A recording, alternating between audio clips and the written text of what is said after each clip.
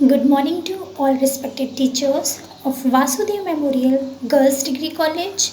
I am Preeti Verma, student of B.Ed second year, 4th semester. The title of my video presentation is Mekale Minutes. इसके introduction से start करते हैं।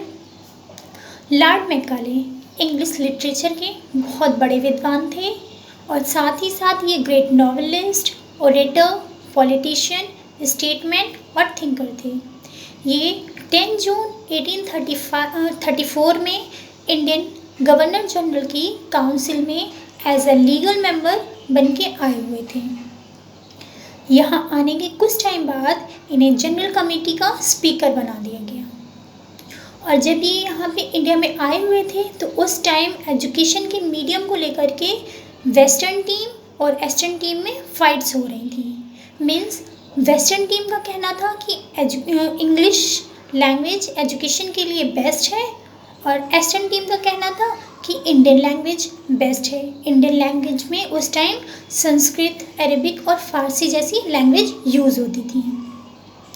तो as a legal member होने के नाते इनसे इनके व्यूज़ मांगे गए कि आप अपने व्यूज़ बताइए कि एजुकेशन के फील्ड के लिए कौन सी लैंग्वेज बेस्ट हो सकती है और इंडियन गवर्नमेंट की तरफ से जो इनकम होती है वो एजुकेशन के फील्ड में कैसे उसका बेस्ट यूज़ हो सकता है। तब 2 फैब 1835 में मैकाले ने इंडिया के प्रेजेंट गवर्नर जनरल जो कि विलियम बेंटिक थे उस टाइम, उनको अपना रिटर्न में लेटर दिया। वही लेटर मैकाले मिनट्स के नाम से जाना जाता है या मैकाले का विवरण पत्र उसे ही बोलते हैं। उस विवरण पत्र में मिस मैकाले ने अपने मिनट्स में कुछ ऐसे इफ़ेक्टिव अरेंजमेंट किए थे जिससे कि ऑल इंडिया को इंग्लिश बना दिया गया था। मीन्स पूरी इंडिया में इंग्लिश लैंग्वेज यूज़ होने लगी थी। तो अब इसके मतलब लेटर की बात करें कि लेटर में उन्होंने ऐसा क्या लिख दिया था जिससे कि इंडिया पूरी इंग्लिश बन गई थी। तो इसके फीचर्स हैं कि उन्होंने इंडियन लैंग्वेज की जगह पे इंग्लिश लैंग्वेज का यूज़ किया था और कहा था कि मॉडर्न नॉलेज में जो इंग्लिश लैंग्वेज है वो की मानी जाएगी या की हो जाएगी।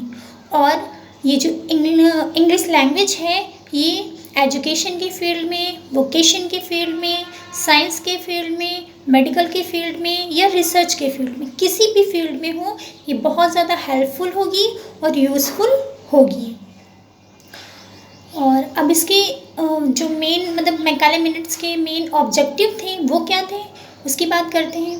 तो इन्होंने मेन जो एम की बात की थी वो था कि इंग्लिश लैंग्वेज को ज़्यादा से ज़्यादा हेल्पफुल बताया था कि इंग्लिश लैंग्वेज ज़्यादा से ज़्यादा यूज़फुल और हेल्पफुल है in comparison to Sanskrit, Arabic और फारसी लैंग्वेज में।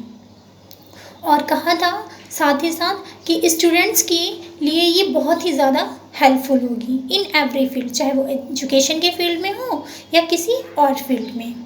और सबसे ज़्यादा इनका मेन एम था कि वो एजुकेशन के लेवल को डेवलप करना चाहते थे और एजुकेशन सिस्टम को इस इंग्लिश लैंग्वेज के थ्रू स्ट्रॉन्ग करना चाहते थे। इसीलिए उन्होंने अपने रिटर्न में इंग्लिश लैंग्वेज को यूज़फुल होने का दावा किया था। अब इसके मेरिट्स की बात करते हैं। मेरिट्स एजुकेशन को मतलब मैकाले मिनट्स के आने के बाद एजुकेशन को एक क्लियर पॉलिसी मिली थी। मीन्स जो लैंग्वेज को लेकर के फाइट्स हो रही थी वो फाइट्स क्लियर हुई कि एजुकेशन इंग्लिश लैंग्वेज ज़्यादा यूज़फुल होगी।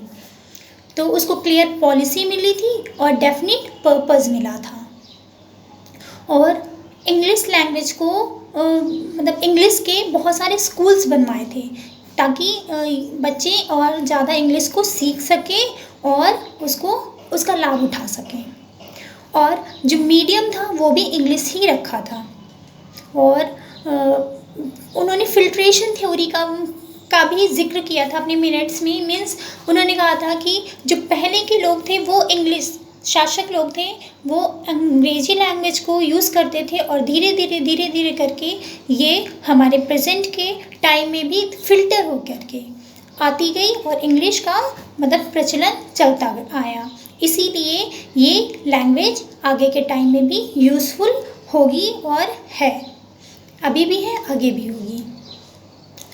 अब इसके डीमेरिट्स की बात करें तो डीमेरिट्स से इन्होंने कम्प्लीटली संस्कृत और फारसी जो मदरसास थे, इंस्टीट्यूट थे, उनको बंद करवा दिया था और इंग्लिश को ही ख़ास तौर पे इंग्लिश के लिए ही मोटिवेट लोगों को करते रहे थे। Thank you.